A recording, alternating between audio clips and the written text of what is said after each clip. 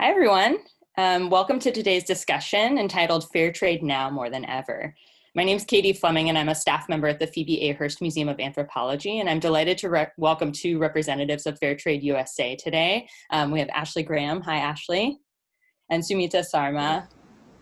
Hi.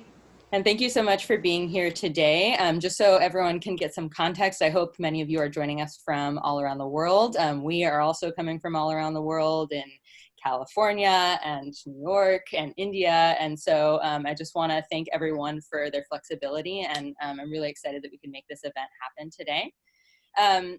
So before we get started, I just wanted to let everyone know a few things about today's discussion. While everyone will be muted and their video will be turned off for the course of the talk, we really welcome you to submit questions via the chat function. So you should be able to send chat questions to our host today, and we'll be talking through some questions at the beginning of the talk on our own, and then you're welcome to submit your questions and we'll try to get to as many of those as possible at the end.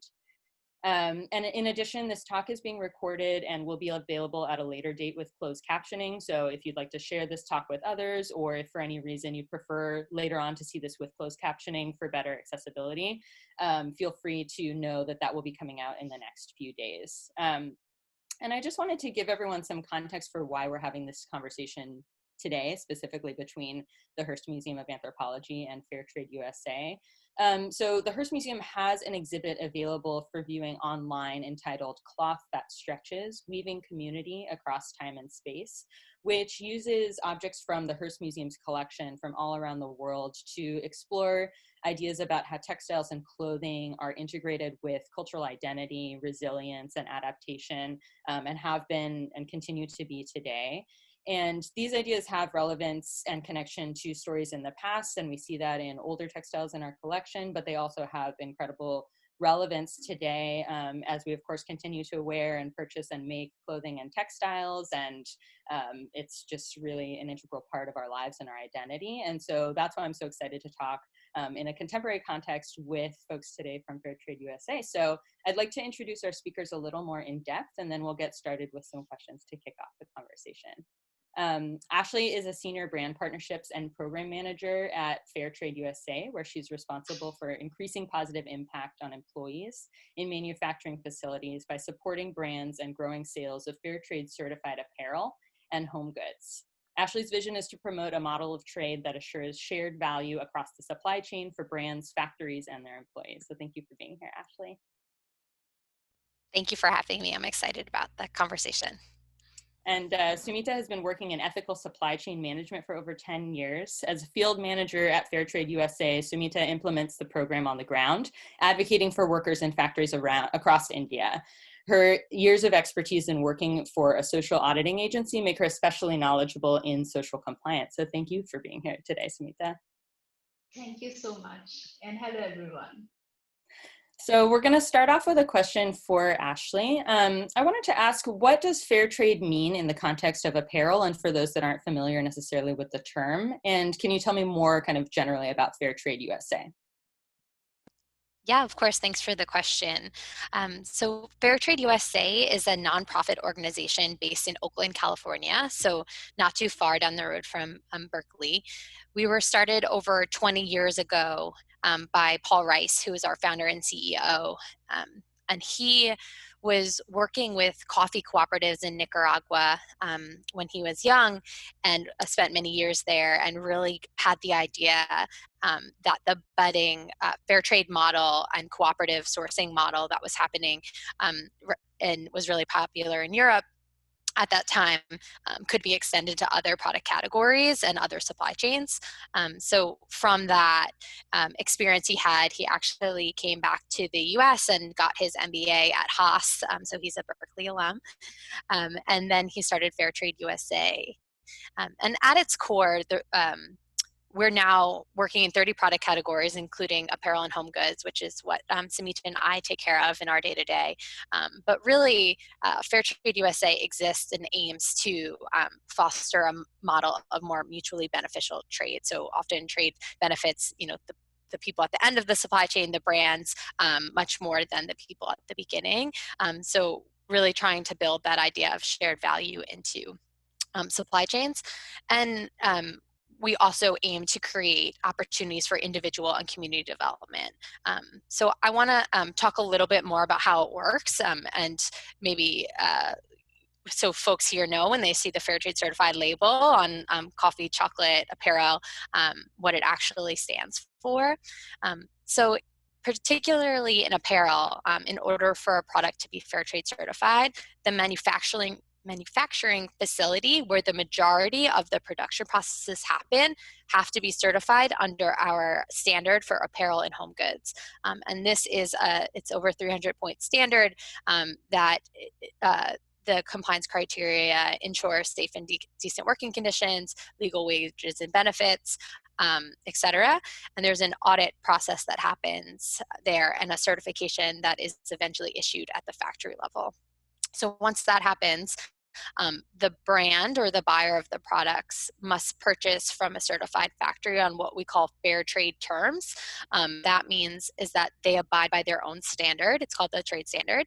And they also pay an additional amount of money on top of the cost of the product. We call that a community development premium.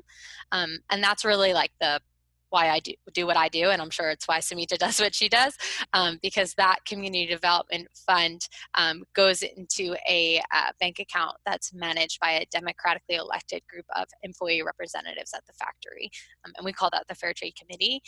And what they do is they work to understand the needs of their community and use that money to implement projects to address those needs. So we've seen projects across the gamut. I'm glad we'll have a chance to tell a couple stories later on, but from, building childcare facilities near the factory to starting a college education program, building healthcare clinics. The possibilities are really boundless for what projects could be. And what's most important to me is that it's really up to the workers to decide what they want to do. So each project is decided by a collective vote. So that's overarching who Fair Trade USA is and how specifically the Apparel and Home Goods program works. Thank you so much for sharing that. And I think we're going to be probably coming back to talking about specifically that premium project idea a little more later today and how that makes things different. So I have a question now for both of our speakers, and I don't know, maybe if Sumita, you want to answer this one first, but in the exhibit Cloth That Stretches, which is at the Hearst Museum, a running theme is the way that makers and wearers of cloth around the world have adapted to changing conditions like availability of materials or an unstable geopolitical climate, and how that's reflected in the products themselves. Can you share any stories of resilience in the face of change, especially right now when there's so much changing around us, and what that has looked like? Ashley, can I go ahead? Mm-hmm. Yeah, please. So I would like to speak on with the Indian context, what's happening here. So everything was quite normal till March. The factory workers in the factories were happily, making apparels which were supposed to be shipped to US. But because of the abrupt lockdown which happened in India on 24th of March, so there was till that day there used to be no production of PPE kits in India. So the resilience which I see in the industry is demand and supply kind of thing, where there was high demand of PPE kits but no supply in the domestic market. So some of there was one first factory in Madhya Pradesh, which is in the central India. It's a state in central India. This particular factory actually got permission from the state government to start production of PPE kits, and that really helped to get back some 20% workers in the factory to continue with the PPE kits production. And today we are in the phase 4 of lockdown, and I can see at least 2-3 other factories have also started with the PPE kit production. So a new category of PPE kits have come up in the apparel industry as of now to meet the demands in the market with the current pandemic situation. And apart from that, the health and safety issues in the factory, So earlier, health and safety were not that strict like it is now, like with the start of temperature checks at entry points and that, like, wearing face masks throughout the day, having a doctor on the production floor, wearing shoe covers, face covers, like the face seals and all those kind of things. So a lot of changes have been seen in this industry. They are trying a lot, the factories, to meet with the current scenario and to gel along with the problem and come up with solution. And looks like most of the factories will be also adding this new category of PPE kits in their business going forward. Yeah. That's an incredible story. Thank you so much for sharing. And I think all these stories, I mean, we're talking about them in the context specifically of apparel and clothing, but they really speak to a story that we see through so many human objects in the past of incredible ability of people to respond and make use of what they have now to apply to a new reality. And we're constantly doing this and changing over time. And so it can be really inspirational to look at things that have happened in the distant past, but also that are happening right now today, and understand that we do have the capacity to react and make change. So Ashley, I'd love to hear your answer to that question too. Yeah, of course. I would say first, the COVID-19 pandemic has been really tough and devastating at our industry at all levels, from you know, the factory perspective, the brand perspective, our organization that we work for. We've all had to make really difficult decisions and figure out how to best weather the storm. And I do have hope that after the crisis, folks will be turning to initiatives like fair trade to help them build a new normal. We've seen that in the past. After the Rana Plaza collapse of 2013, for example, we had a lot of folks paying attention to what is broken in the apparel industry and coming to organizations like ours to help figure out a new way. So I am cautiously optimistic and hopeful that through this we can survive and thrive. And really, I hope that folks you know, bring forward the world that they want to see instead of just the old one that we left behind. So, I mean, it remains to be seen, but I do have hope for that.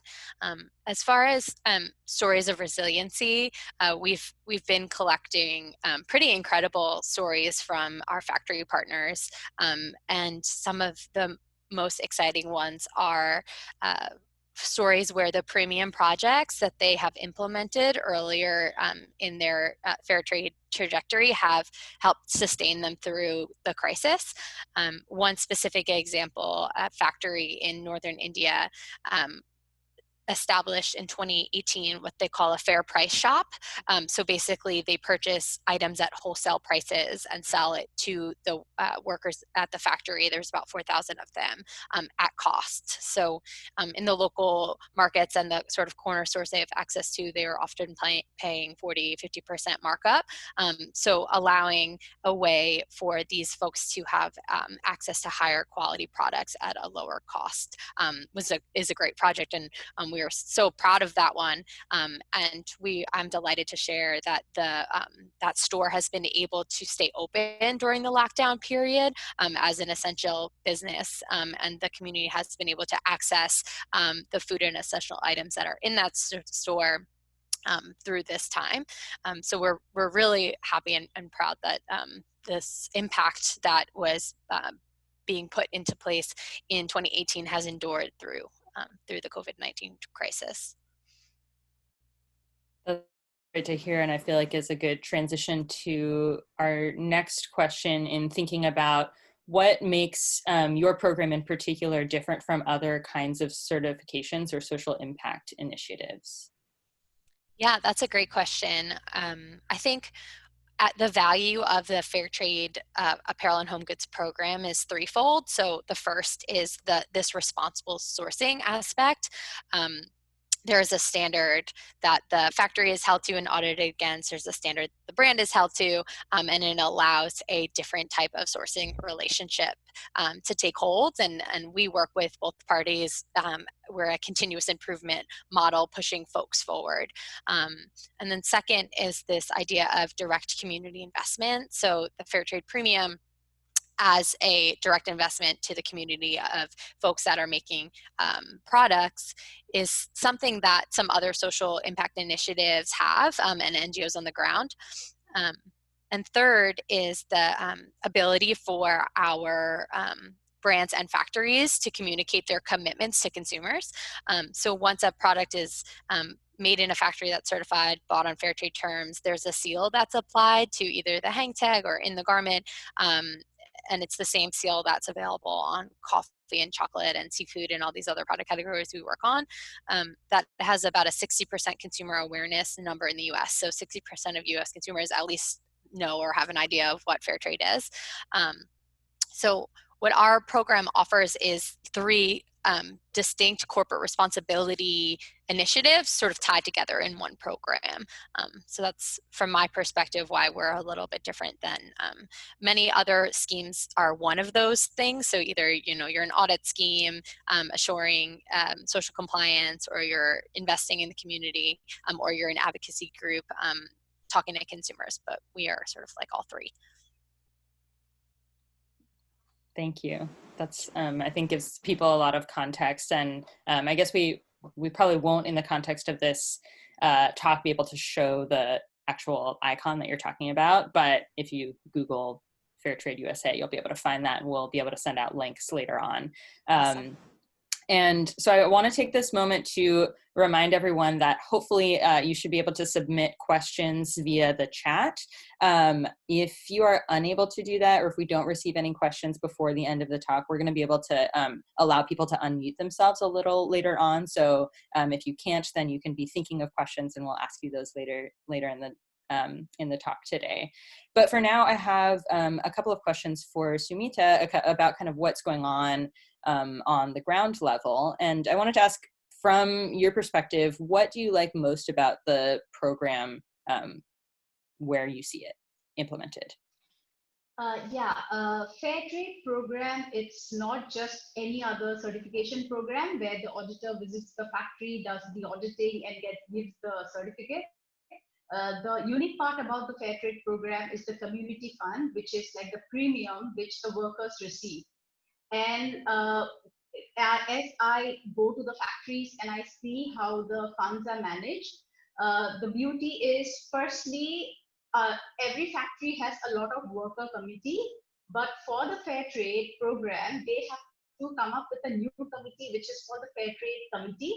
And this fair trade committee members, along with the other workers in the factory, collectively decide what are their needs and where they want to invest that money. So, and also it's not like they invest the money in one thing. I have seen factories where the workers have invested the money in different things. So for 20% workers, if education, like their children's education is important, they invest that money in their children's education. For 40% people may be investing it in home products, or like 20% investing it in healthcare. So there is a variety when it comes to the projects, the kind of premium projects they do. So I feel from my side, worker engagement is something which is very unique about the fair trade program. And it's not a worker engagement for 1 month, it's throughout the year, because the premium keeps coming every month.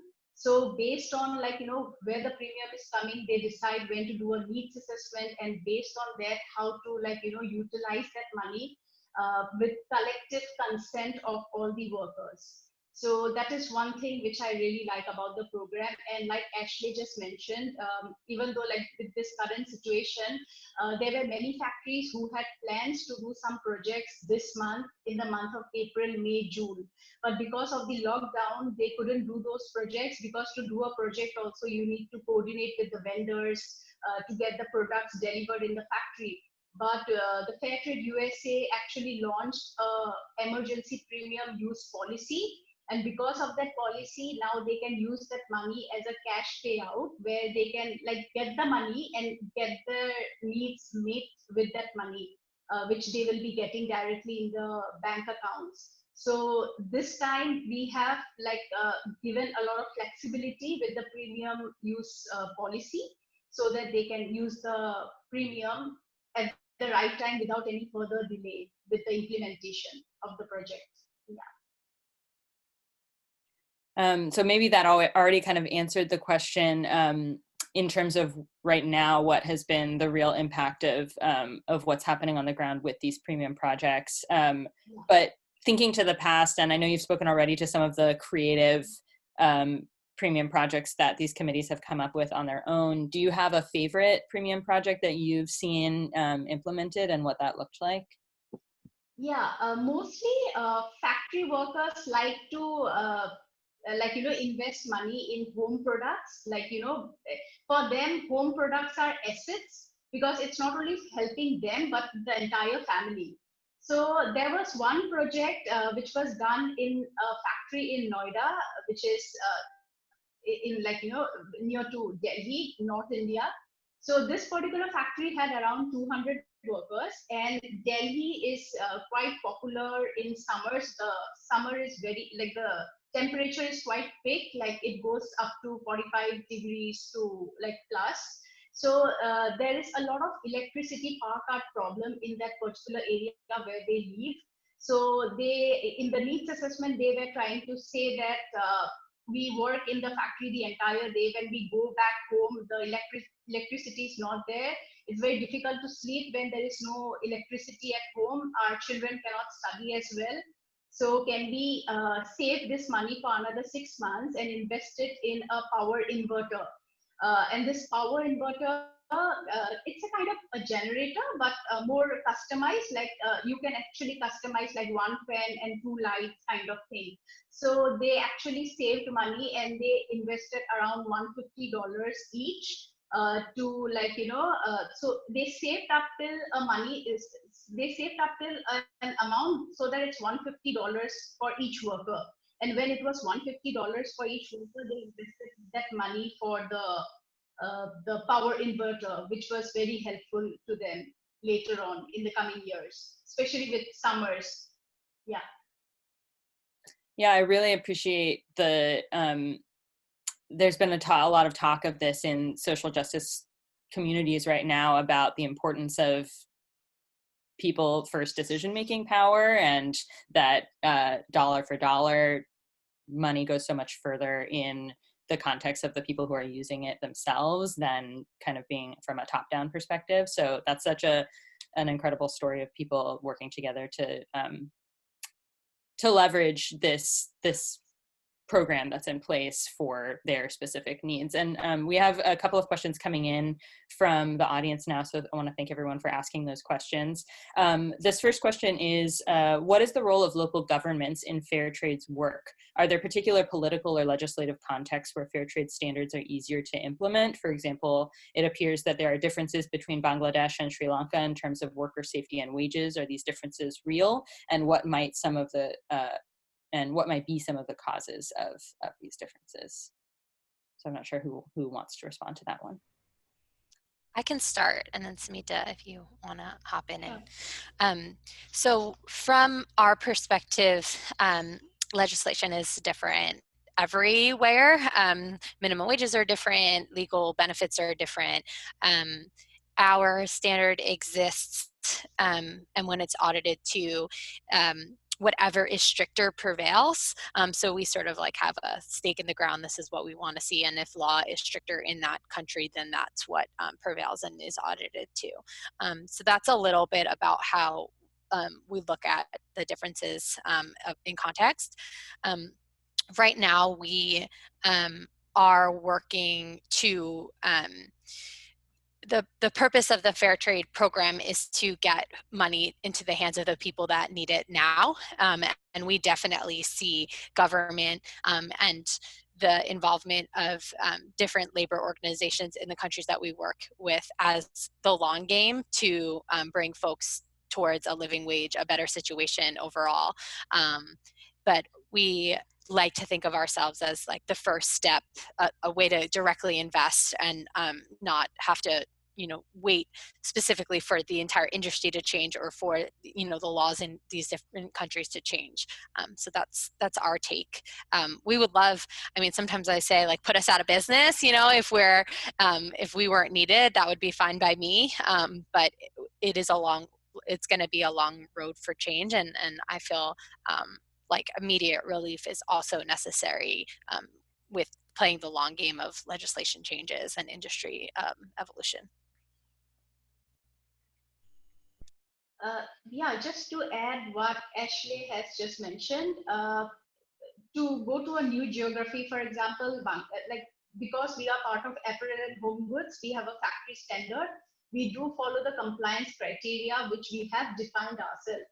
So, for example, with Bangladesh, sometimes it becomes like with new geography. For example, Bangladesh or even Bahrain. We actually went to Bahrain also.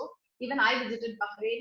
So when we did a pre-assessment, we figured out that there was a discrimination of like wages among international migrant workers and the local workers, like the Bahraini workers. So we ended up actually not onboarding that factory because it was not meeting our requirements, which is we have laid out in the factory standard. So similarly with Bangladesh, there might be challenges with regard to the building safety or the health and safety issues. So we generally consult with the local bodies out there before, like, stepping into a new geography. But we also do give some flexibility. For example, Fair Trade Committee is called Premium Management Team in countries like Vietnam and China. So we do have some flexibilities around like terminologies and all, but the base has to be same across all countries from where the fair trade products are sourced. So that's one challenge we generally face when onboarding a new factory. Yeah.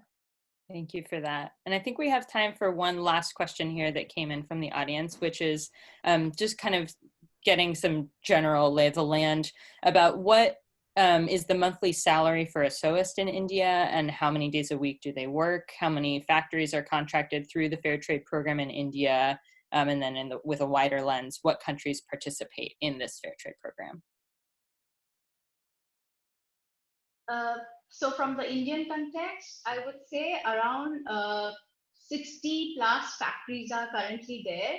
And it's a tough certification program. Onboarding a factory only takes good 6 to 8 months time because there is this community fund which comes. We have to do a lot of pre-assessment in the factory before stepping in and certifying that factory. The committee which is formed, that has to be registered before, they open a bank account. So there are a lot of legal work they have to go through. So that takes a bit of time. So 60 plus factories. With the kind of payment is concerned, it differs from state-wise because the minimum wage is different in different states. And also there are different zones, like, urban, semi-urban, or rural. So where the factory is actually located, so it's not flat rate for the entire country for the workers.